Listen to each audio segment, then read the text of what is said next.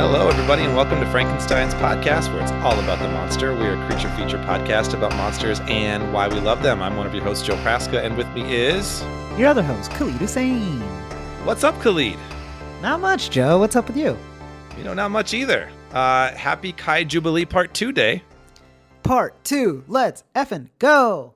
Yeah, I'm really excited. So for those of you who just hopping in, hopefully you listened to Part 1, but KAIJUBILEE is our celebration of one of cinema's greatest giant monsters, Godzilla, in honor of his 75th anniversary. We are moving right along with that, but I wanted to do a little bit of housekeeping first, Khalid, if that's okay with you. Sweep away. We have a couple new patrons to shout out from our Patreon page. First off, a new Frankenstein Plus, Amanda Wu. Thank you very much for signing up. And a new tier, we have our F1000 tier at $7 a month. If you would like to join that, is Luke Johnson. So thank you so much, Luke, for supporting us on the Patreon. And for those of you listening who don't know, after all that talk about Patreon, we do have a Patreon. It is a labor of love that we do. We enjoy putting out this content for you all, our listeners, and you can show your support. This will help us update our equipment, have access to the best recording and editing programs. And if you are a patron at level Frankenstein Plus or F1000, you will get access to Frankenbits, which are new episodes where we talk about other topics beyond monsters. So you have 3 tiers you could choose from: $1, $3, and $7. And be sure to follow us on our socials, of course, at Frankenpod on Instagram, and now Threads and Blue Sky too. Yeah, we're all over the socials. You can't keep us away. Yeah. I'm glad you're... It's a lot of work, but I'm glad you're enthusiastic, Khalid. I mean, all I can offer is enthusiasm. Certainly not support. That's true. That's true. A little bit of sausage bits for y'all there. Khalid's little sausage bits. Oh, yeah. They're mine. Yeah. Are you excited to talk more Godzilla, Khalid? Yeah, man. I am so ready. Before we do, though, I got to bring in our guest, Khalid. Oh, yeah? Uh-huh. Who's our guest? Joining us tonight is one of our first guests we ever had in the podcast, wife of the podcast, Nicole Praska. Welcome. Good to be back. How's it going? It's good. Surprise, Khalid. What up, Nikki? I totally wasn't surprised. I totally knew you were going to be on. It's such a lie. Was I not convincing? Did that not sound that convincing? I think it did to listeners, but I knew the truth. Oh, okay. Well, just some more Khalid sausage bits. I could tell your tone when you're like, oh, do we have a guest, really? Like, no, we don't. I didn't know if you were messing with me or not, but I was like, well, this is being recorded, so what? Like, it would be confusing to listeners. Yeah. But I like to throw curveballs your way anyway. But the more bigger, major curveballs will be saved for Frankenbits. All right. Well, this is a positive curveball. Yeah. Yeah. Very excited to have you on, Nikki. Welcome. Yeah. So before we dig into this, Nikki, I wanted to ask you a little bit. I know that, like Khalid and I, you are relatively new to the Godzilla franchise, correct?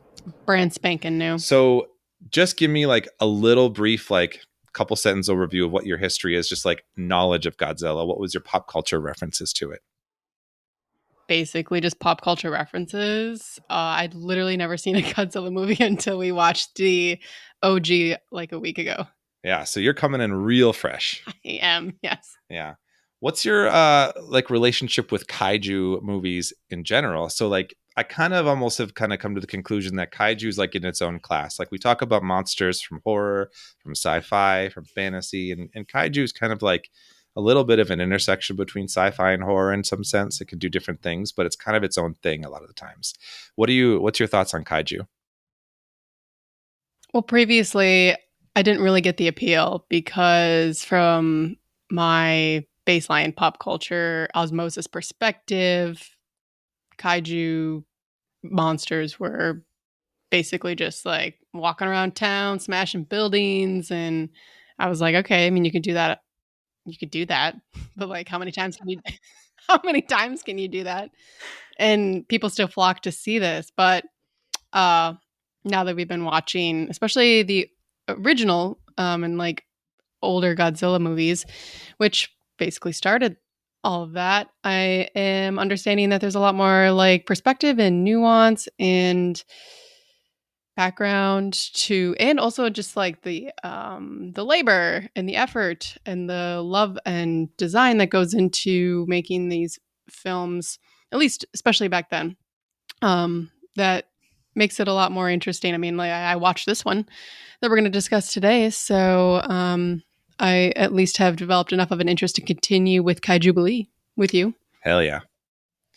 Thanks for answering that. I realized that I kind of flubbed the anniversary thing back there. It is 70th, not 75th. I don't know why I said that, but it's 70th anniversary. 1954 to now is 70 years. So, yes, it is.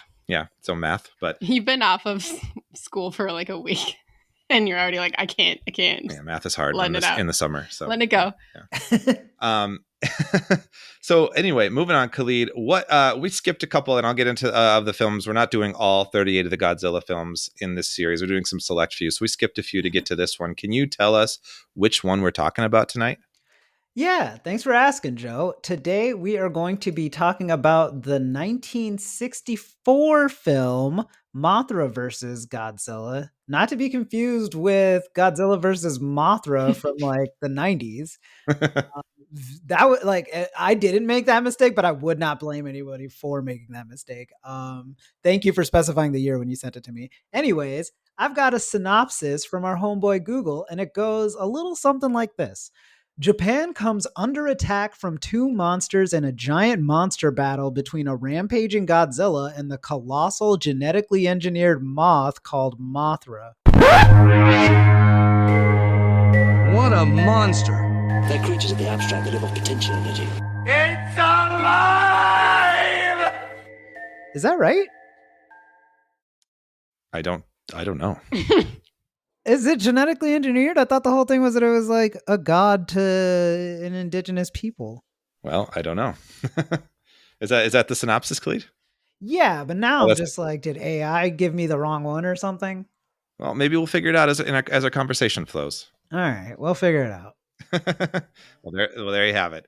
I mean, it's pretty simple, but there's stuff to it. I wanted to, before we dig into our thoughts, I got a little bit of background here about where we're coming from between the 1954 original to now. So it's 10-year difference.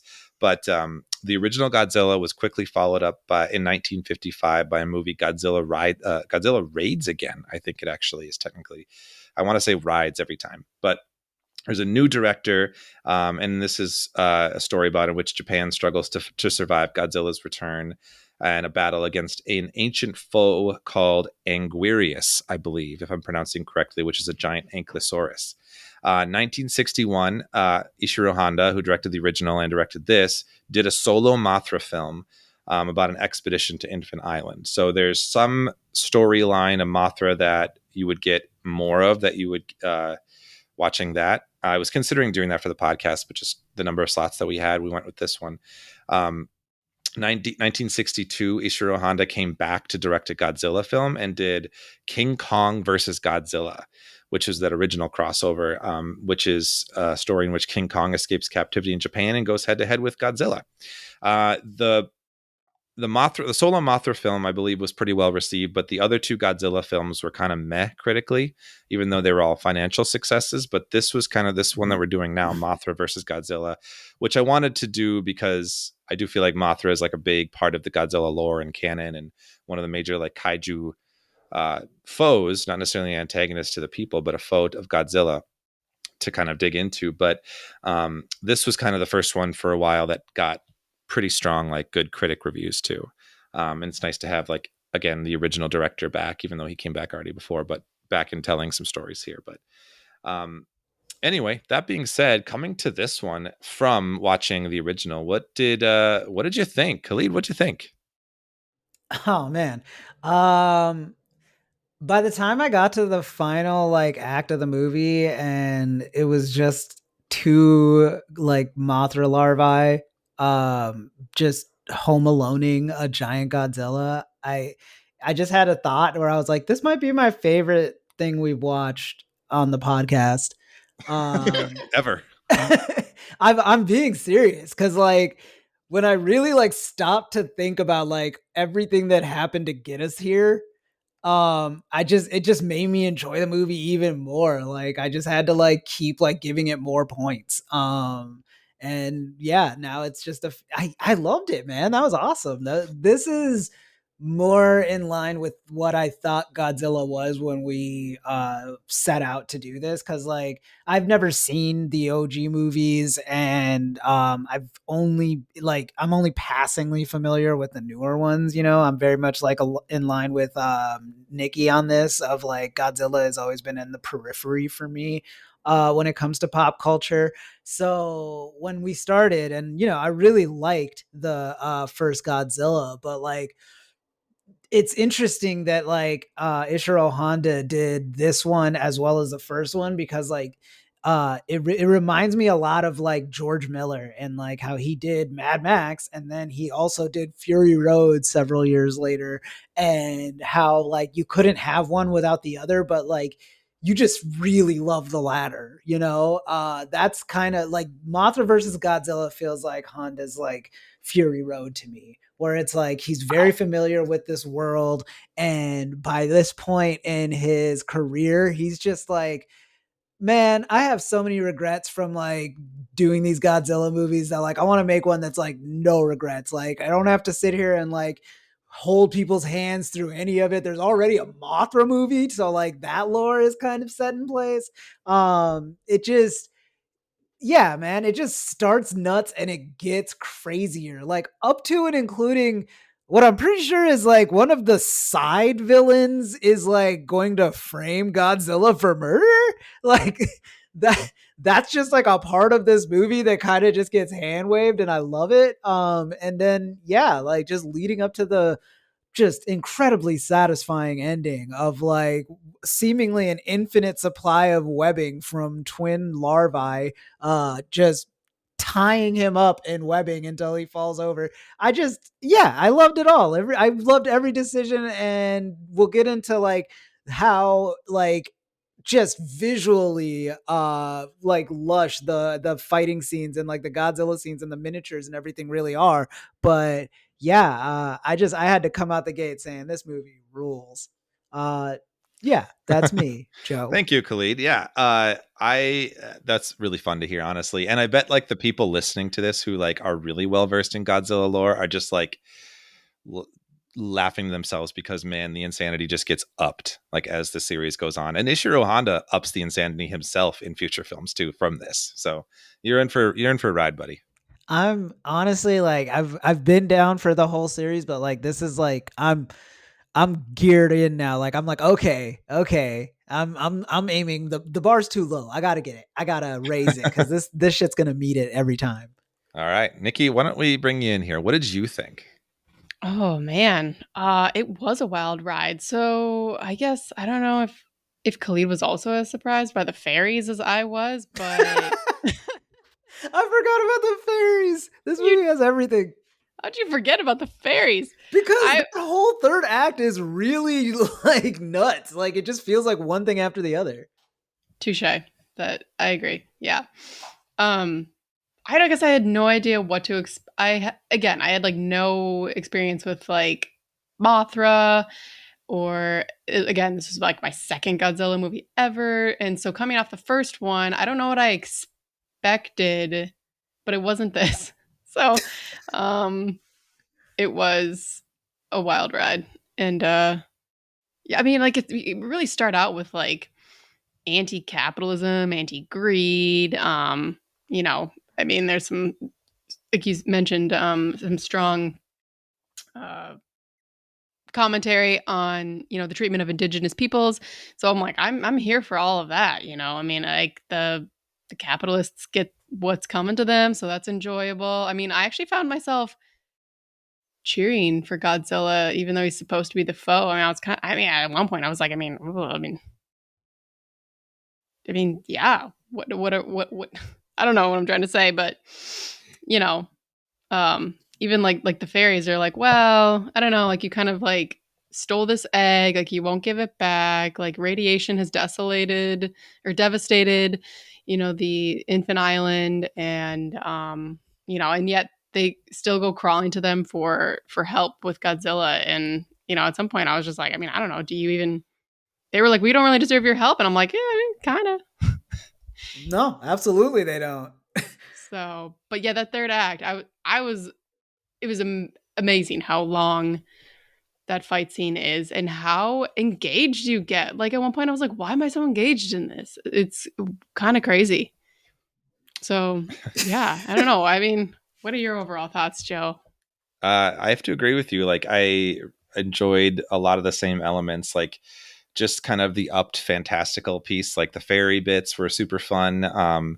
The addition of Mothra and like the lore with Mothra was like a fun added layer. But like, I think my background with like Godzilla was when I was a kid, I just kind of watched the movies. I never really took in much of what they were trying to say. And I was also just kind of genuinely impressed that this still did have that layer of like deeper social commentary. Like the stuff about like nuclear testing was still there. And like you said, the treatment of indigenous cultures with all of the infant island stuff was really interesting, but also just like, of course, the like really good, like really blanket, like anti-capitalism bits there, like were pretty strong with the depiction of like the leader of Happy Industries or whatever it was called. And just the fight with the Happy Industries guy and like the financier, which that just got super unexpectedly bloody. Remember that? Yeah. Holy crap. Comically brutal. Is Right? how Like I that would describe surprised it. me. Yeah. But like, I feel like, so your description at the beginning doesn't really give a lot of like justice to like a lot of what happens here. Like we didn't even talk about like so this story is about like a giant egg that washes up because of like a typhoon, which turns out to be a Mothra egg. The fairies come to the mainland to be like, can you please return it? But the corporation's already said like, no, we're going to make a theme park around it. Right. And so like, and then separate to all of this, Godzilla just shows up. And then yeah, has nothing to do with the egg corporate story.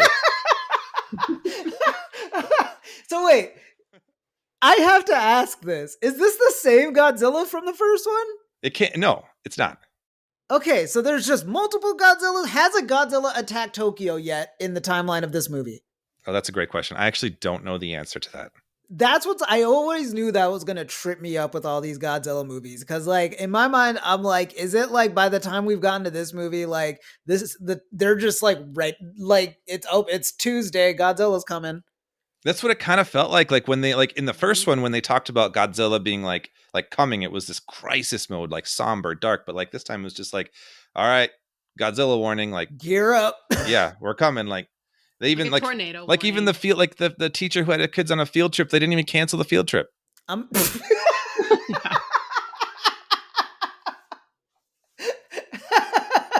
Look, if we canceled every field trip that Godzilla was coming to town for, like the kids would never go to the museum. Right. I do want to say though, like I did agree with you, Nikki, that like there were towards the end, like especially when he's coming after that hotel, like I was rooting for Godzilla, but for a little while there, like I kind of thought Godzilla was being like a little bit of like a messy bitch when he was like directly targeting Mothra's egg, just like I'm gonna scratch up the egg. I was like, dude, like come on. Okay, yeah, I had a lot of questions about like Godzilla's like wherewithal and awareness. Actually, like sometimes he just seems like he's stomping around like pissed off, and other times like he seems like meticulous and calculated. And I don't know. What do you think about that? I think that I feel like which is it? The original one, he's very much like an animal, and like there's like a sympathetic element to that, but like there's like obviously some intelligence here, and I think that probably was like from a writing standpoint, like Mothra is obviously intelligent, and I wonder if they had to kind of like up the intelligence of Godzilla to make it more of a justifiable antagonist to Mothra. Was my thought. I don't know if that might have been developed a little bit in the previous two movies that we didn't watch as well, but like it's very clear like Godzilla like targets the tanks, right, to melt them because he's pissed off at them, right? He's annoyed, like he's not just stomping around aimlessly, and he's like targeting things, and there's some direct intelligence there, or like animosity at least. I don't know if it's intelligence to attack the thing that's attacking you. Yeah, that's true. But still, it felt targeted. Yeah. But also, I agree with your original assessment. He's a messy bitch. Yeah, he is. Yeah. No, there's definitely like a petty streak to him. I do love that he just kind of comes up to fuck Tokyo up. Like it's just shows up. Yeah, and again, like you're right. Like in the first movie, like they have like summits and stuff, and like they're like, I think that's like this thing is like this and stuff, and they don't care in this one. It's like the No. military immediately becomes the only part of the government we see. Also, yeah, like actually like trying to save people is just like 2 reporters and a scientist who can't get anyone to listen to them, right? Like they're just like, I guess we're just going to save everybody. I'll be honest, like they're really annoying. So like I get why they don't like immediately get people on their side, you know. And global warming, like you shouldn't have to be like entertaining for people to listen to you, and it's a crisis. Yes, but also, sell it a little. Like you're very just like nah about it. Well, didn't even like the reporter There's a comment on that, yeah. that is the person, yeah, the reporter, like someone even said like, oh, your words lack bite, like when he was like, I wrote an article about it, and he's like, it was an okay article. Yeah, it's exactly spoken to in this movie. Yeah, where they're like, you can't just like tell the people, you have to like pull them in. Yeah, I'm just saying, when you make like giant eggs and Godzillas and stuff a yawn, like maybe pick a different career. Just a thought. Fair point. Yeah. But no, I do want to comment on like I did like that. I love how this movie wastes no time, and it's like found a giant egg, the capitalists get it. Like I watched it thinking like, wow, this feels like really like rushed. And then by the end of it, I was like, oh yeah, they couldn't waste their time on that. They had to get straight. There's no room for subtlety in this movie. True. Man, this was fun. Were there any so we talked about this in the last episode, that especially that last episode being more slow burn, there were a lot of like just really striking like visuals and shots that were just like powerful and heavy. I don't know if I would say the same about this in terms of like powerful, heavy shots, but there was a lot of really interesting, striking shots still. And another piece is just like, this is color now. So that's interesting, to look at. Like, I thought the egg looked really cool in a lot of shots, but were there any like moments or scenes or sequences that really stood out to you as being like really striking? Yeah, I just answering first. I really liked all the stuff on the island was like the production and set design there like really took advantage of like the color, the variety of color. And I really loved the indigenous tribes like entire look. And yeah, I think that like Mothra, when we first finally get a look at her, I don't want to, her. yeah, at her, Mothra, like it's really done well. And I mean, the scale and everything like that they pull off like on both in the Tokyo scenes and in the indigenous space, like seriously, like it's all very well done, and it's funny and cartoonish, but also like you get sucked in and lost in it after a while, which is like what a good movie does. Right. Nikki, how about you? I mean, I think when it's Mothra versus Godzilla, there's some really, it's a really striking visual where you, I mean, especially like kind of taking myself out of the movie for like just sort of like a half step and recognizing sort of the choreography and orchestra that's going on, like to make that happen. I think that kind of like made me appreciate it a lot more. And just like trying to figure out how these two very different creatures are going to come head to head, and like what each is going to try to take advantage of or exploit. And I don't know. I think that, and like just like the colorful body of Mothra versus sort of the dark rock-like appearance of Godzilla. Also, their noises were very distinct too, or their yeah, right, their sounds. Yeah, their roars. Their yeah, I don't want to call Mothra's a roar. Not really roaring. Yeah, kind of like a little chirp. But it was distinct. Yeah, that's cool. So that was, it's a really. I mean, the two larvae like spinning Godzilla up at the end too. But that's a lot of back and forth, I think. Whereas like Mothra and Godzilla are in like the same shots a lot. Yeah, that's a great point. The contrast between the two like kaiju was really interesting in a lot of ways. I think that for me, like the shots that I felt were the most striking are sort of like when they had, I think I mentioned this too when we were watching it, but like when they had like background foreground stuff where it's like the people were in the front in the foreground, and you see either the egg in the background because like it's obviously like a matte painting or a composite, and somehow like that's really cool. I love matte paintings in like movies and shows, and I miss those so much. But like that, or like when you have like the kaiju like fighting in the background and the people in the front, like those are always just like the coolest shots because you know like there's so much like work to try to make that happen back then, especially. So I always really enjoy that. I will say though that I feel like this one compared to the other one, like the sense of scale of the two monsters like was inconsistent for me. Yeah, we talked about that. Like I felt like when they first meet Mothra in the forest, remember that? Like oh, Mothra's up there, and like, oh my god, it's right there. Like it looked like Mothra was kind of tiny, but like then, and even when they met her on Infant Island, like I didn't think she was like, I thought she was like a big moth, but like I didn't, how big of a moth. And then like when she's fighting Godzilla, like obviously like similar size to Godzilla, like a jet plane, which is supposed to be like 165 feet tall according to the original. Like Godzilla is pretty big. And even like Godzilla at times, like when he was first emerging from that like industrial like construction site, that was really cool. That was cool, yeah. But I was like, it didn't look as big as before, but there are different parts where Godzilla looked quite a bit bigger. So I think that's probably just a tough consequence of like making a movie like this when you are relying on what we learned as dubbed suitmation, right? Where somebody's in a suit and like working with miniatures and models and like putting shots together like that is a consequence of it. But that was kind of one thing that felt a little bit, if I were to pick something out as a critique, felt like a little bit goofy. I mean, I guess it didn't bug me as much, mostly because like they were going for such like ambitious moves in terms of the suitmation that like you kind of had to just give it to them. It was like, look, you can either have this giant dude in a like lizard suit, like realistically fight a giant moth, or you can get like a Godzilla suplexes a Mothra, like you can get like the real cool shit and it's going to look kind of like faker than it already does. Yeah, I agree. Like it was, I would say it didn't take me out of it too much. Like it's just something I noted once in a while, but yeah, I thought it was cool. I also like to shout out to like the fairies, right? They were played by these two women that were known as the Peanuts, which were like a pop singer duo in Japan at the time.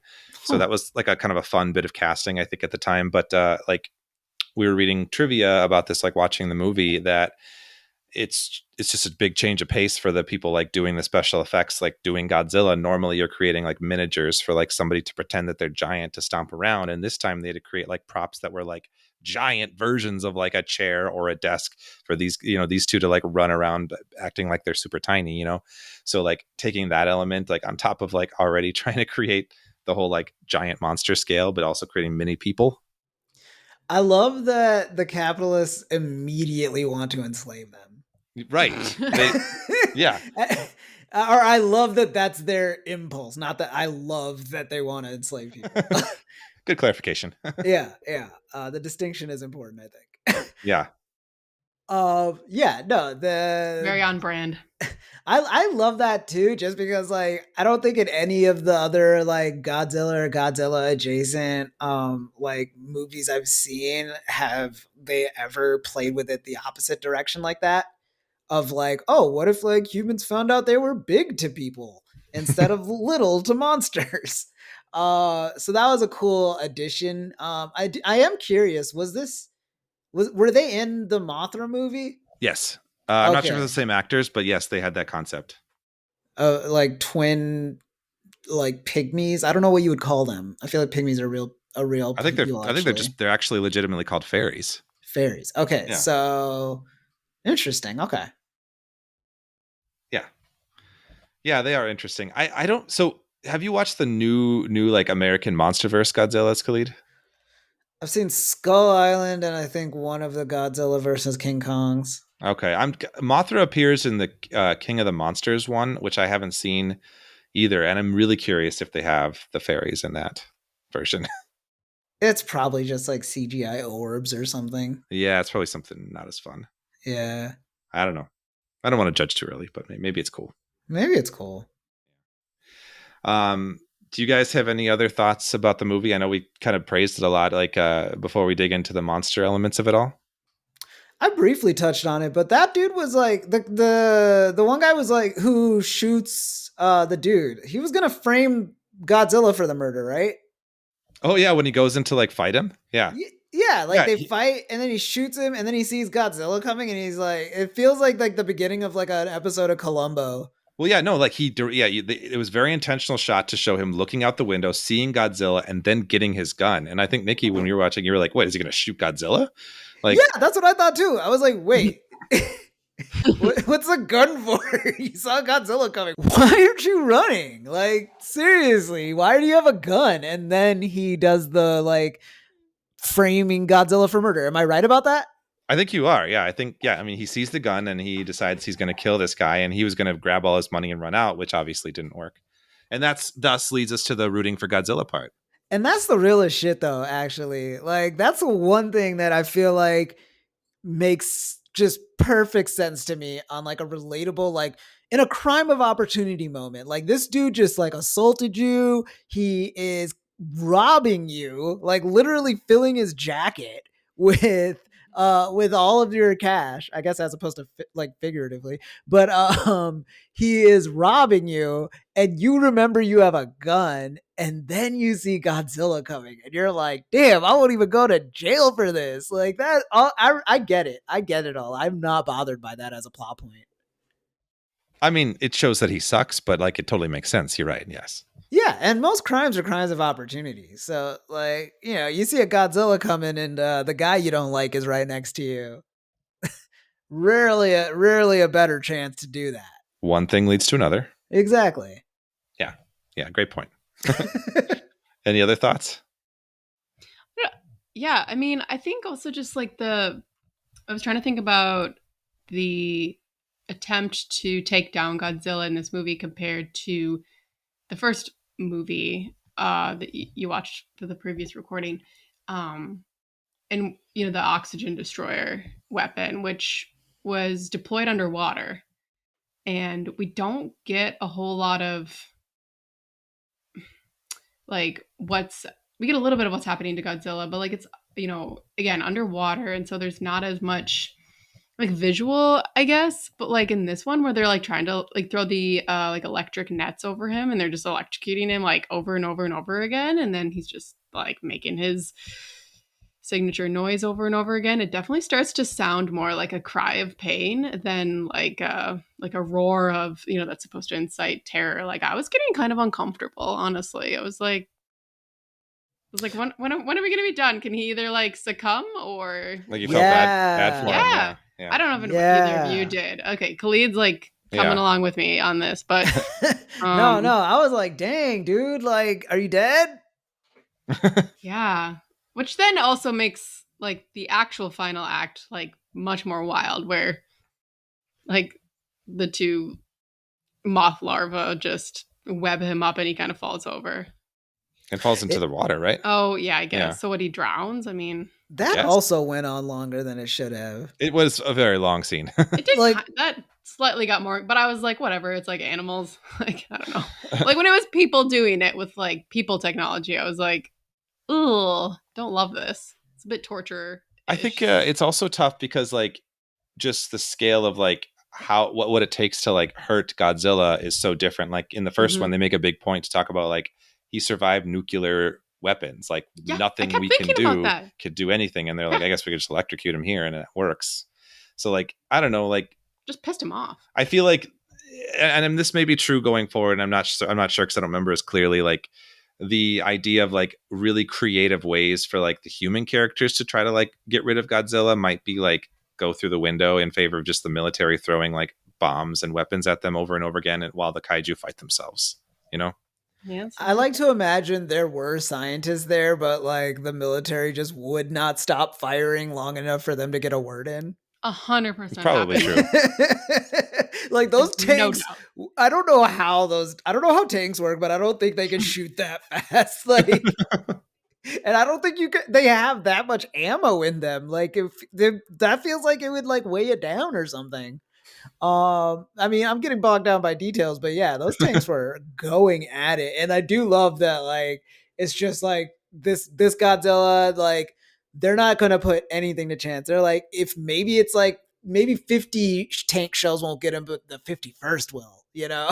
And I'm like, that's fair. You know, they spent a lot of the last movie hemming and hawing and just kind of assuming no man-made weapon will get them until the oxygen destroyer is invented. Yeah, fair point. I mean, I feel like you kind of like in any kaiju movie, like you kind of have to have like some sort of military response in some sense because that's just what would happen in real life, right? But it's kind of a background noise at some point as the movie goes on. Yeah. But it made for a rousing action sequence in the third act, so It did. I'm here for it. And yeah, just also co-signing. It was horrifying when the tanks got melted because like it's cartoonish, but you still understand like what is happening within the reality of that world, and it's just like they've like I don't know. It was too much of a visual of like, okay, so that's what the outside looks like. What does the inside look like? Ooh, yeah. Yeah, love that they brought back the melty effect though. The metal melty effect. Sick. Super cool. Yeah. When they're doing it to like the electrical towers and stuff, it's cool. Yeah. I mean, it's not cool with the tanks. It's I don't know, man. Like, I'm just imagining like some like 18-year-old that's like, oh yeah, dude, just like joined the military, Japan, super cool. What do you mean I have to fight a Godzilla? Yeah, this one gets dark, huh? Super dark, but in like that cool like Fury Road way. It's like the implications of like what this world is like and like what they have to deal with is like dark, but damn, does it look fun. Yeah. I still love this comparison that Mothra versus Godzilla is Ishirō Honda's Fury Road. That's so funny. Yeah. I can't imagine anyone else has had that take, so. Hey, Krispy Kreme takes, hot and ready. There we go. You heard it here. Should we monster? Let's monster. All right. So let's first talk about Godzilla a little bit. Our man of the hour kind of guy. Haruo Nakajima was back in the Godzilla suit. He played in the original. He did it for 12 consecutive films during the Showa era. Wow. Yeah. So this new suit that they used was lighter than the previous ones. I think it's pretty evident that we see him just like hopping around and falling everywhere. Allowed him to make more fluid movements. There was also reinforced heels that gave him the freedom to like roll and flip without losing his footing. He actually, Nakajima had greater input in the suit making process this time, which took 2 months for the production of the movie. Kind of Godzilla had a little bit less reptilian features and a more slender body that allowed him to give the monster an attack posture that he kind of developed in it. The snout was slightly shorter and the eyes were kind of changed a little bit. So in the previous two movies that we didn't watch, the direction of the suit got a little more campy and silly looking. And this Nakajima kind of wanted to go back to being a little more fierce looking. So they made the tail a little bit longer and they made the skin a little bit darker gray. Yeah, tail was really long. Tail was great. Yeah. So there is some interesting pieces of like trivia like about the suit. So like one of the parts where Godzilla is rolling around, so the actual head of Godzilla is well above Nakajima's head himself. Like he's like looking through somewhere in the neck. One of the times when they rolled around, like they actually broke the jaw of the suit. So like there's a part where Godzilla's walking, you kind of see like the jaw just kind of like going up and down. It's because it's broken and they just kept going.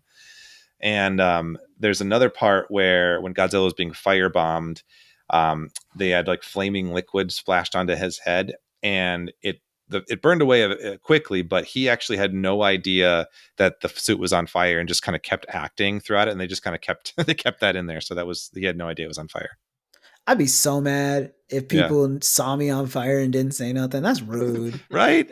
Yeah. No, like if I ever got something in my teeth, if something in my nostril and I don't feel it yet, or if I am on fire, it is your job as a friend and a good Samaritan to tell me. It's your job as a Frankenstein. As a Frankenstein, especially as a Frankenstein. Frankenstein? Yes. Frankenstein, sorry. No, I'm not sorry. I know you're not at this point. Anyway, there was also on top of the suits, there was also mechanical props and puppets that were built for both the monsters. We know like Mothra itself was more of a prop puppet than not. There wasn't somebody in a suit there, but the scene where Mothra drags Godzilla by the tail, the Godzilla suit itself was used for some shots, but there were long shots that they used an actual prop of the Godzilla instead of the suit. So, yeah, Mothra punked him. With that tail move, like really just like it's kind of a fair fight for a while there, and he just like when he drags him by his tail, I'm just like, ooh. Yeah, that was cool. That was a cheer moment, probably. Yeah. So I did look into Mothra a little bit. I kind of pulled up the Mothra Wikipedia while we were talking, since you're kind of questioning about the genetic engineering stuff. So like during the Showa era, there is nothing about genetic engineering. Mothra is a mystical being that is worshipped by the human culture native to Infant Island. That's kind of all we got for it. The next era, starting in the 90s, there's another element where this version of Mothra is like a guardian of the earth. So it was something about like the earth created Mothra as a response to something. So that could be interpreted as an engineering piece. It looks like in the Millennium era, it's kind of the same thing. And I'm not sure, maybe in the newer ones, I don't know. Yeah, I don't see much about, maybe the new American ones have something about genetic engineering, but it's all about like kind of earth guardians or kind of like mystical being or someone to be worshipped more so. So I didn't see anything about that. But that being said, Mothra, in terms of filming the actual like behind the scenes techniques of it. So it was a prop. There was a different prop they made for the 1961 like solo film. There was like Y-shaped braces attached to the back that allowed the wings to flap. They used big fans to create wind for Mothra's wings. And the wingspan for this Mothra prop was actually 15 feet long. So it's pretty big. And there were mechanisms that allowed the prop's head and legs to move via remote control. So they were able to kind of do that off screen. That was pretty cool. I thought that looked pretty good overall. It sounds like it was actually a really big prop too. So, I mean, that has to be to like be of scale to like a person in a suit. Which, I mean, I will say that there is something lost in it not being another person in a suit. Like, yeah. I don't know how it would be, but yeah, no, they went the right way with this. I'm just saying, like, I want to see like two dudes in a rubber suit go at it. And you will, Khalid. You promise? I do. You will. Thanks.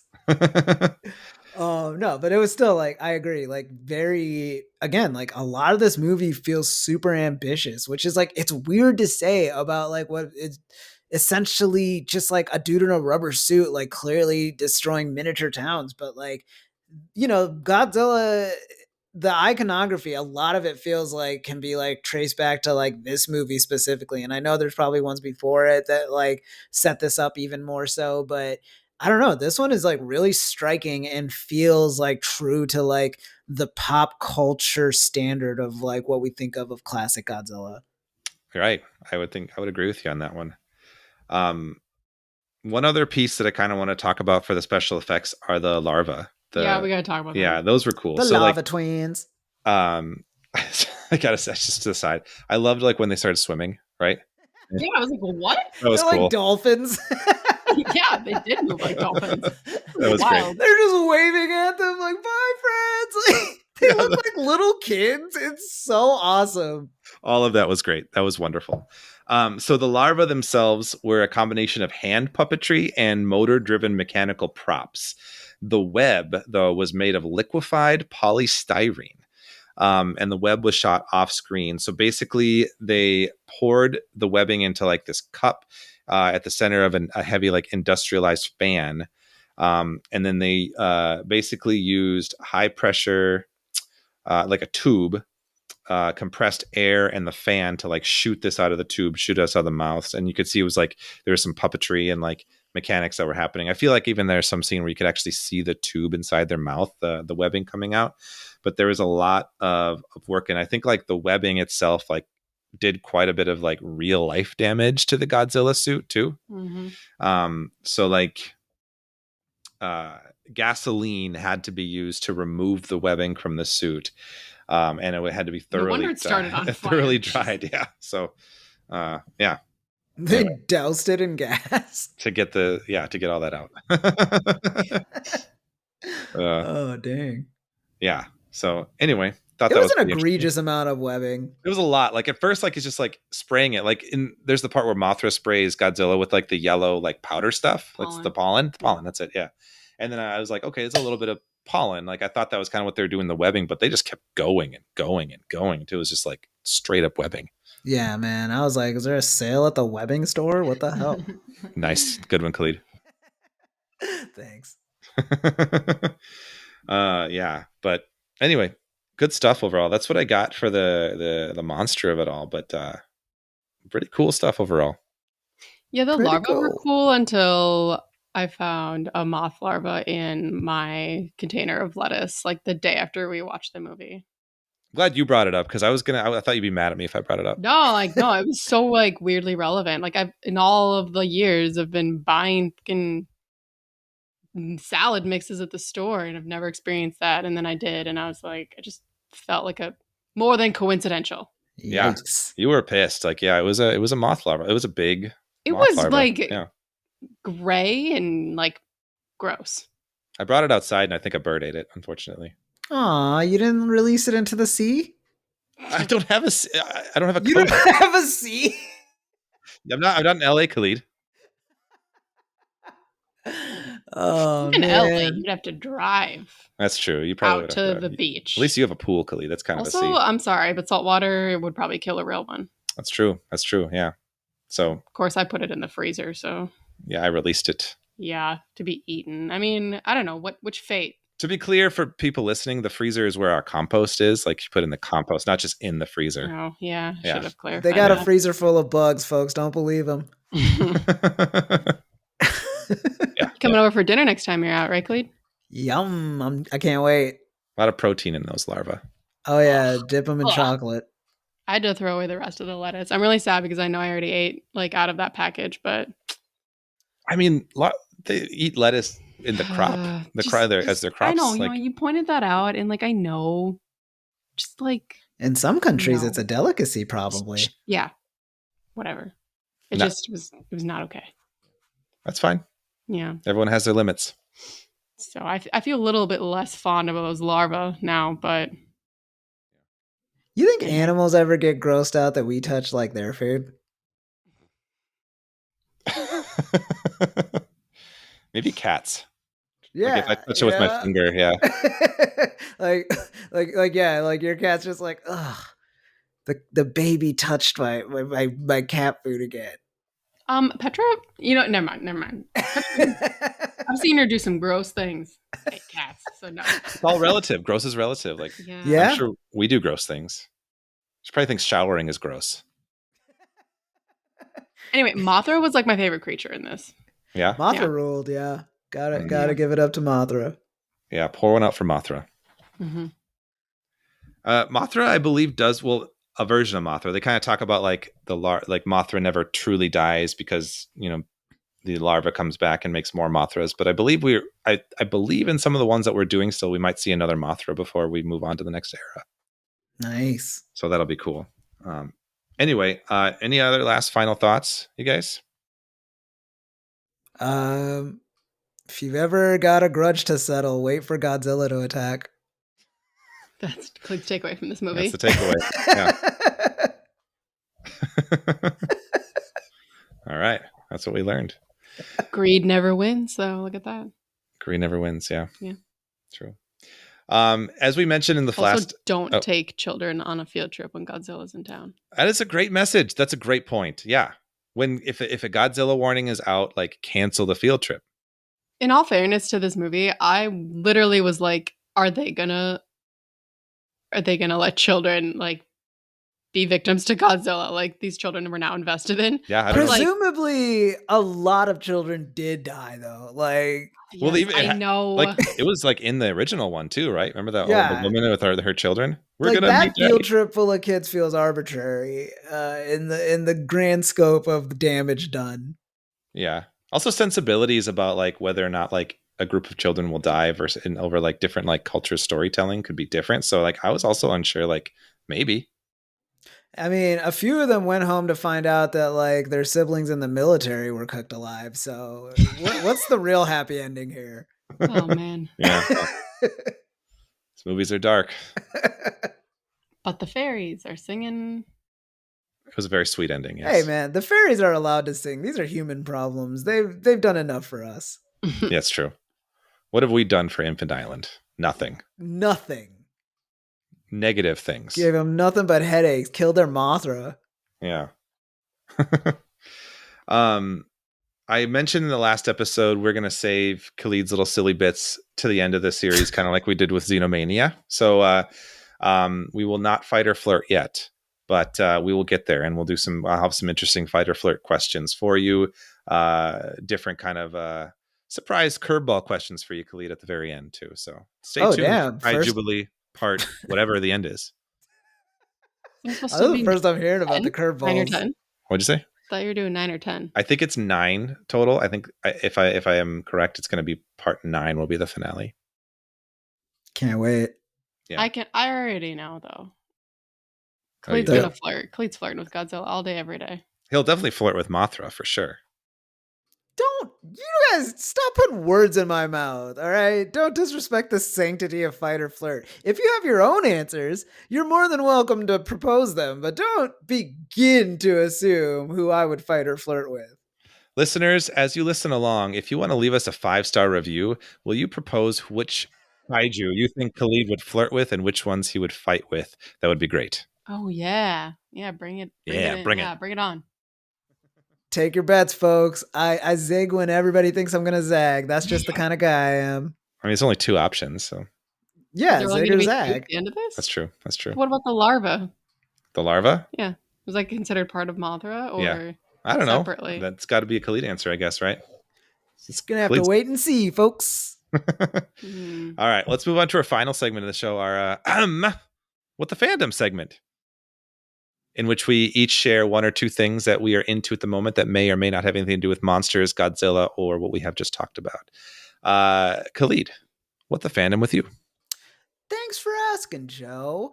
My what the fandom this week is going to be the album Black and White by Big Hit Boy, and The Alchemist.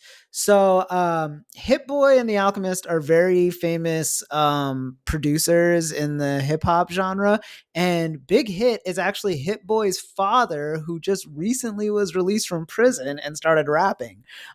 So there's like a real cool backstory to it, but also this is just like an overall what the fandom for The Alchemist as a producer. Like if you're a big fan of hip hop, you've probably heard an Alchemist beat or two and just not realized it. He's kind of like a DJ Mustard or a Swiss Beats or a Timbaland, where like very just like foundational hip hop with his body of work.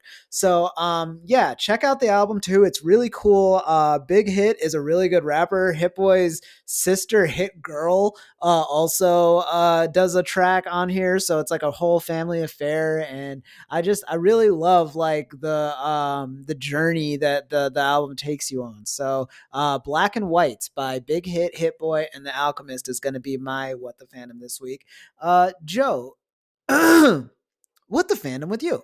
Thanks for asking, Khalid. I'm going to go with a book this time. I just recently started a new book, a 1980 science fiction novel called Sundiver by David Brin. It's there's kind of like a vibe I was looking for when I started it, like the sort of like older sci-fi, like Asimov style, where it's kind of like sometimes the characters take back seats to the concepts, and there's like a lot of technical sciencey jargon. I just like there's kind of a fun element to that. But it's kind of one of those stories. It takes place in this like universe, like a big space opera universe, where different species will uplift others.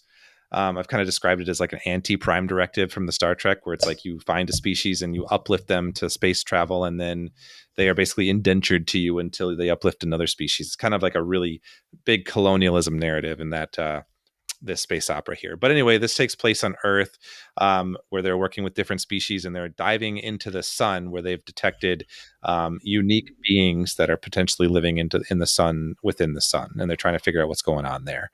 So there's some pretty cool stuff. Like based on Mercury, some cool like sun ships and how that would work, how they have to filter the light through being that close to it. A lot of really fascinating and fun concepts, a lot of interesting and weird aliens, which I dig. So I'm about halfway through it at this point. It's there's a little bit of intrigue in it with some like murder and potential like plot twists like that, which are kind of fun. So yeah, it's a solid read. It's a fun sci-fi novel. He followed it up with a couple sequels. I think the sequels have won awards, so the first one may not be as acclaimed, but I'm liking it so far. So I would recommend it for anyone interested in like some old school sci-fi. Sundiver by David Brin. How about you, Nikki? What's the fandom with you? Thanks for asking. I don't know. You probably mentioned it before in What the Fandom previously, but I'm just going to give a shout out to, we're really close to catching up on Doctor Who. And I really I'm pushing you to do a Doctor Who creature episode. We will, for monster sure. episode. Because I'm pretty sure Doctor Who, even though it's billed as like family friendly, like fantastical timey-wimey, it's like straight up horror, like at least 60% of the time. And not that you're a strictly horror podcast, but there's like always some like crazy ass creature showing up. And I'm just like, we're doing it. It's going to happen. Heck yeah. After KAIJUBILEE. But yeah.